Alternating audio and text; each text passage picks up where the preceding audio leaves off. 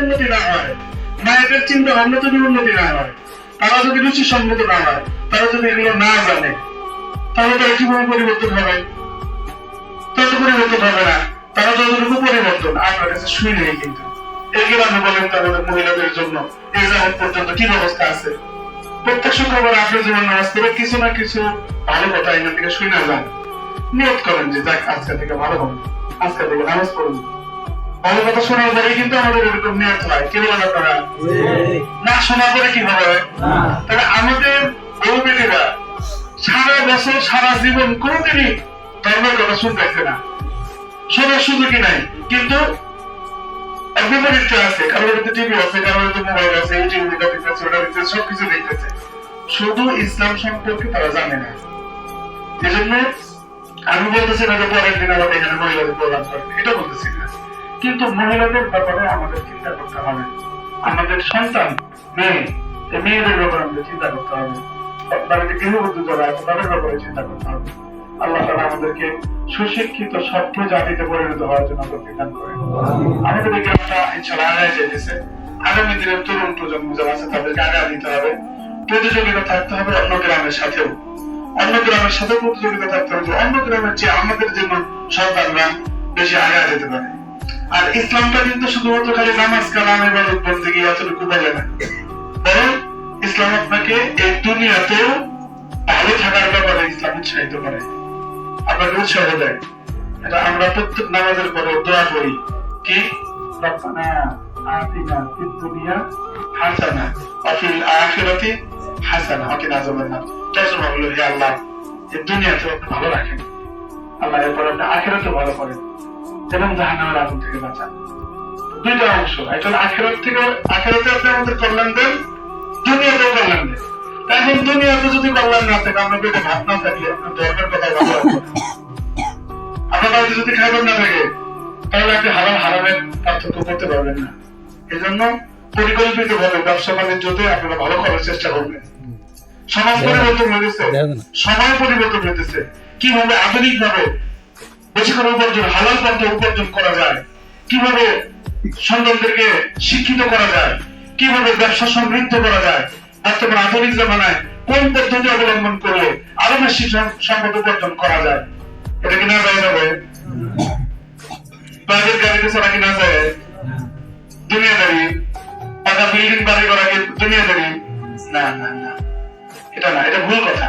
টাকা পয়সা উপার্জন করবেন, নিজের প্রয়োজন পূরণ করবেন, অতিরিক্ত আর যা আছে বাকি টাকা আল্লাহ রাস্তায় ব্যয় করবেন। টাকা না থাকলে আপনি হজে যাবেন না। কি বল?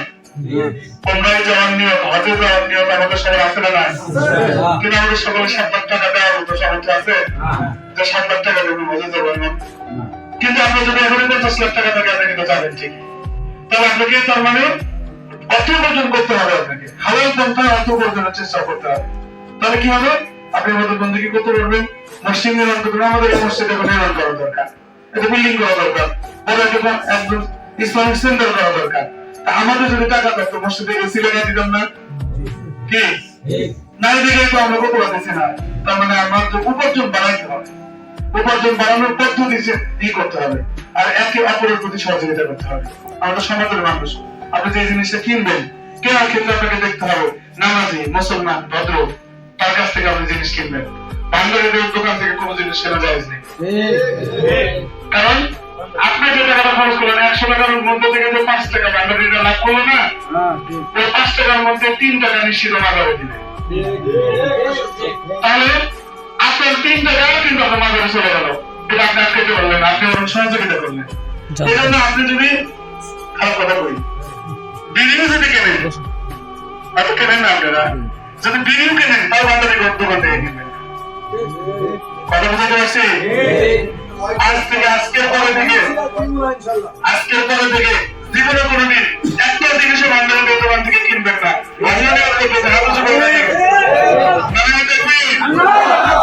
এটা আপনার আল্লাহর জন্য, আল্লাহর জন্য দুইটা কাজ করতে হয়। একটা হলে ভালোবাসবেন আল্লাহর জন্য, এবং কাউকে ঘৃণা করলে আল্লাহর জন্য ঘৃণা করবেন। কি বলেন তো? ভালোবাসবেন কার জন্য? ঘৃণা করবেন কার জন্য? আল্লাহ আমাদের দান করবেন ইনশাআল্লাহ। খুব বাবা মার জন্য দোয়া করবেন, তাদের জন্য দোয়া করবেন এবং বাপ মা যাদের জীবিত আছে দয়া করে তাদেরকে খেদমত করবেন।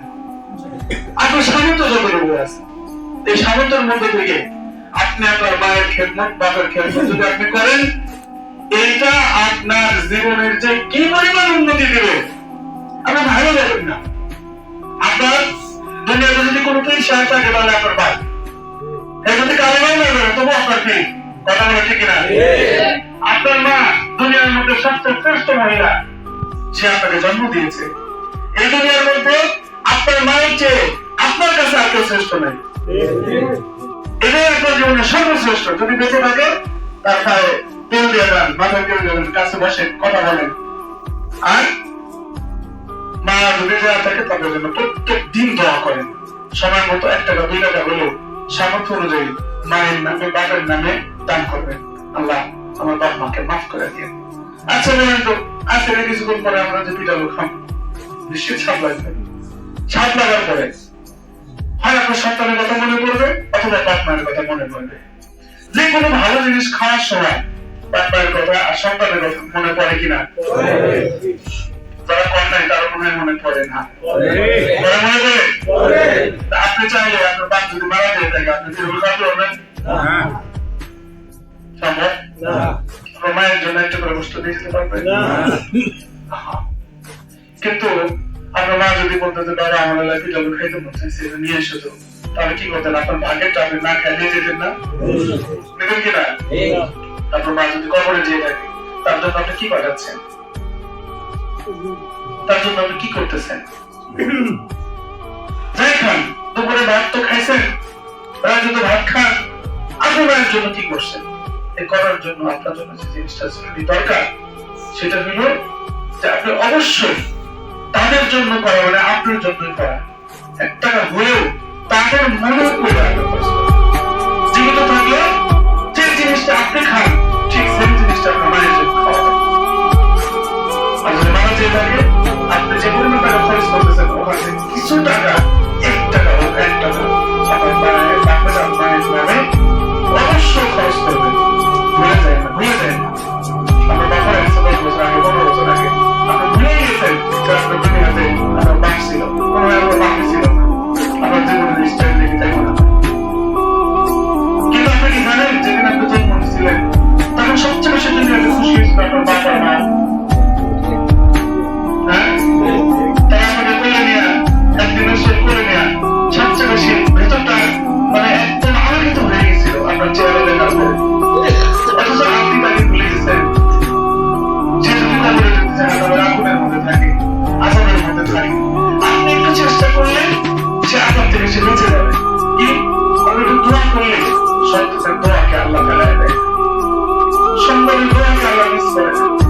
আমার মা অপেক্ষা আছে, আমাদের দুনিয়াতে আমার সন্তানটা আছে, আমার জন্য একটু দোয়া করবে। কিন্তু আপনি ভুলে গেছেন দোয়া করার কথা। সে প্রতিদিন অপেক্ষা করতেছে, আপনার মা অপেক্ষা করতেছে। জানেন এই শীতের দিন মায়ের বুকের উপরে কত বার পেশাব করে দিয়েছেন আপনি?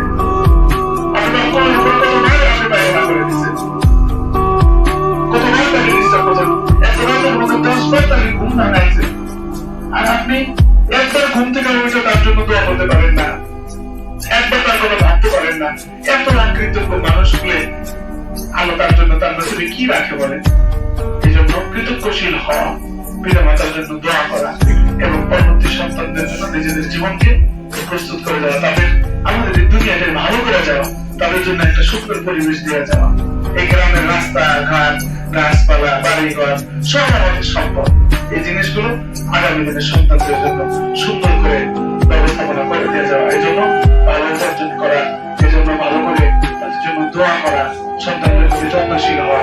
আল্লাহ তাআলা আমাদের সবাইকে সেই ধরনের মানসিকতা লালন করা এবং আমাদেরকে আমাদের অন্তরকে সেভাবে আলোকিত করার জন্য তৌফিক দান করেন। না খান, খালি পায়ে হাঁটেন, খেলার উপরে থাকেন, খান নাই, কোনো সমস্যা নেই।